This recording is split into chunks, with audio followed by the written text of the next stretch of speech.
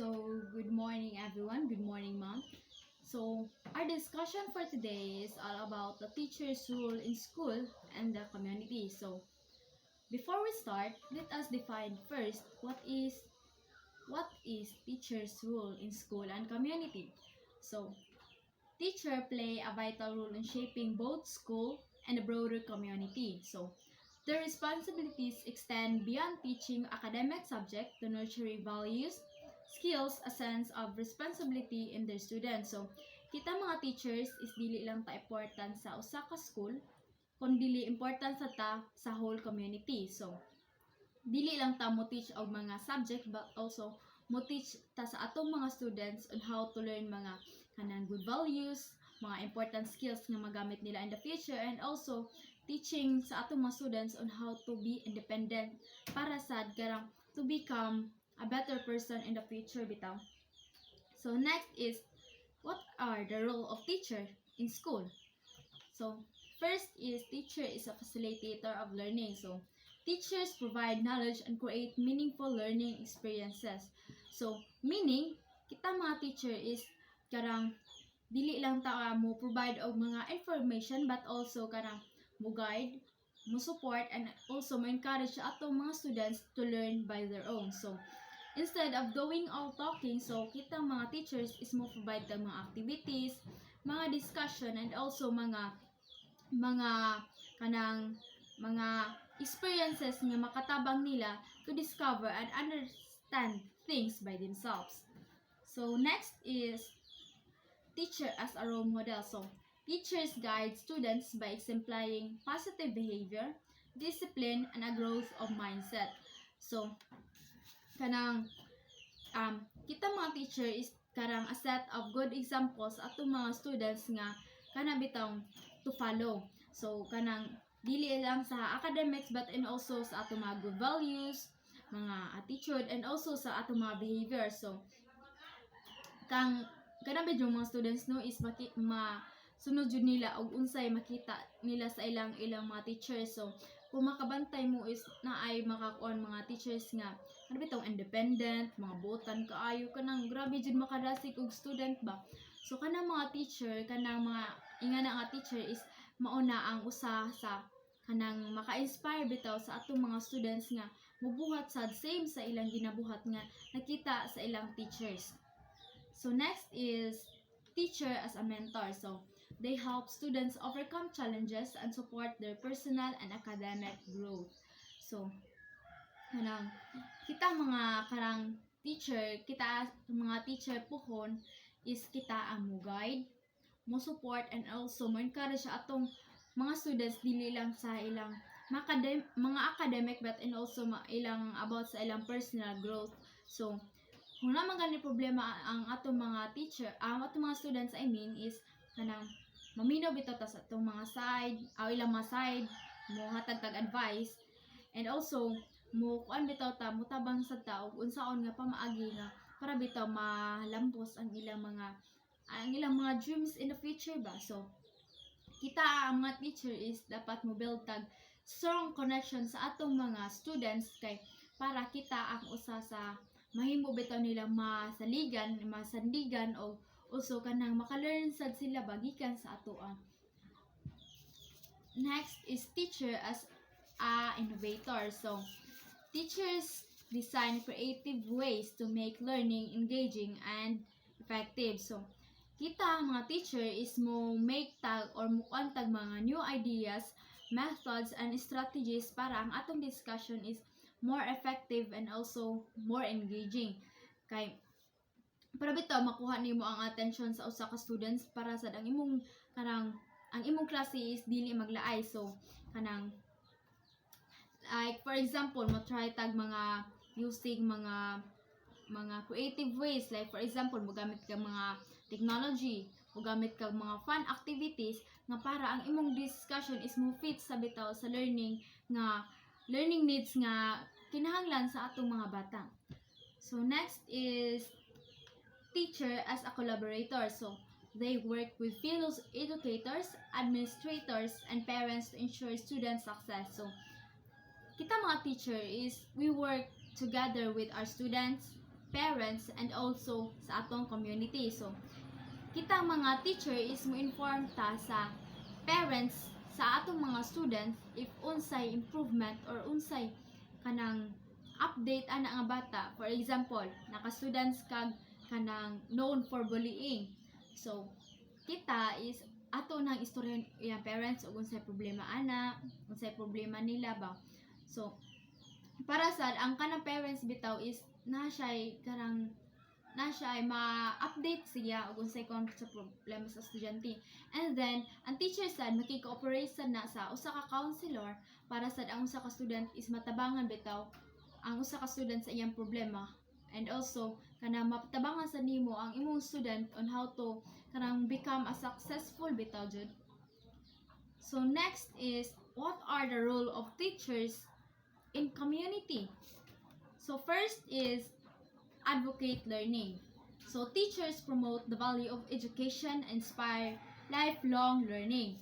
So meaning kita mga teachers is kanang motabang ta sa usa ka community nga ipasabot bitaw sa kanang usa ka community ug unsa jud ka importante ang education. So dili lang kay motudlo ta sa sulod sa classroom, but and also kanang to help community karang mga like for example mga kuan raising awareness, mga support educational programs, and also inspire children and adults to keep learning. So kasagaran sa biya sa itong mabantayan no is kanang mabantayan nato ba nga kanang bitaw makatima og eskwela is makarang maarang-arangan jud sila sa ilang kinabuhi. So dapat kita is mo pa-inspire ta sa usa ka community nga dili bitaw jud limtan ang pag-eskwela. Next is community builders. So they participate in programs and activities that promote community well-being. So meaning kita mga teachers is karang we leads community to promote positive changes and also help ta sa kanang mga common problems sa usa ka community. For example, karang about sa youth and education. So kita mga teachers is kita ang organize sa ilang mga activities, especially in hapit na ang fiesta bitaw.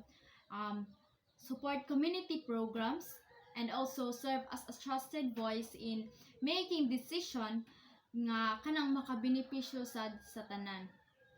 So next is bridge builder. So teacher foster a connection between the school and the local organizations support students. So bridge builder. So kita mga teacher is mo helps bitaw to connect our students, parents, school and community. So kita is mo promote tag understanding, cooperation and strong relationship between the different group. So to support students learning and well-being. So kanang teachers bring people together to help students learn and grow. So next is resource person. So they share knowledge and expertise with the community to address local challenges. So kita mga teachers is we shares kanang experience, mga skills and also knowledge. So kung makabantay mo is kanang mga teacher bitaw is mo invite sila kanang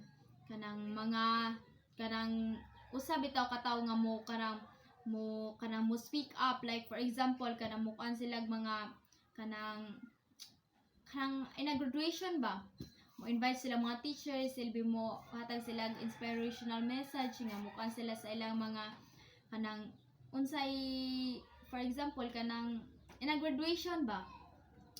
So ang mga teacher is mo invite sila mga karang mukuan mo speak up sa seminars, mo lead sa trainings, and also mo guide sa kanang community programs, especially in like areas like for example sa education, about sa health, and also kanang mga farming, and also sa mga livelihood.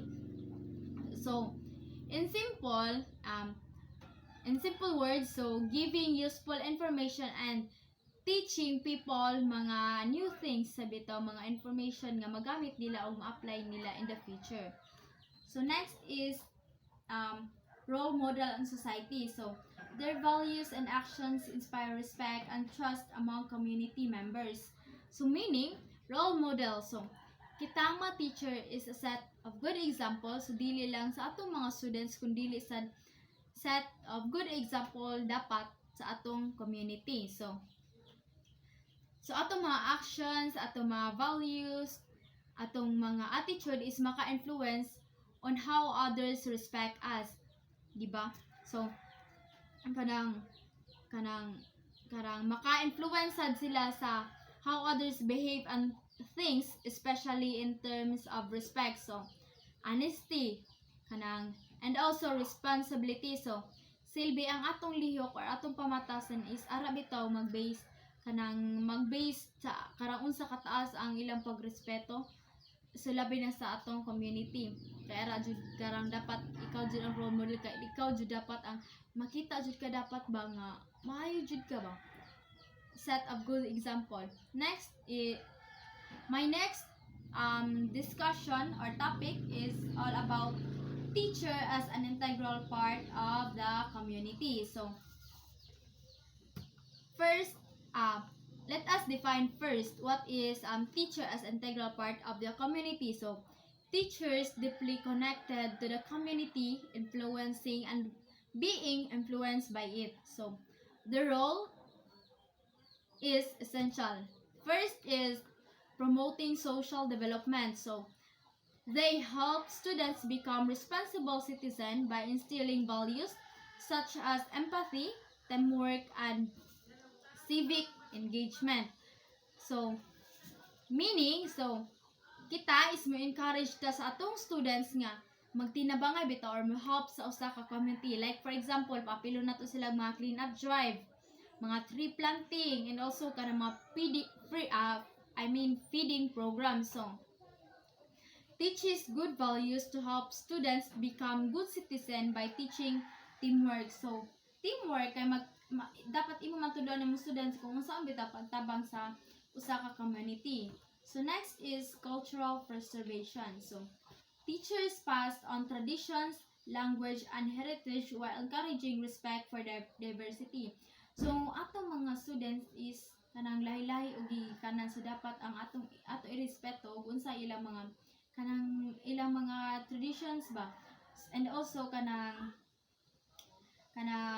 helps ta sa atong mga students to preserve bitaw sa ilang mga cultures, and also patudloan na to sila sa kung unsa bitaw ilang mga cultures. Dili na to iingon ba nga ayo ana uy kay lain man nagtradisyon, ayo nagtunain ng tradition kay bati kayo ingana. So dapat atong tabangan atong mga students kung unsa ang pag-preserve sa ilang mga karang traditions. For example, sa ilang mga language, mga history, atong kuanon i-discuss sa ila, and also atong mga values and customs, so that dili bitaw malimtan sa atong mga students, and also karang mapasa pa bitaw sa kanang future generations.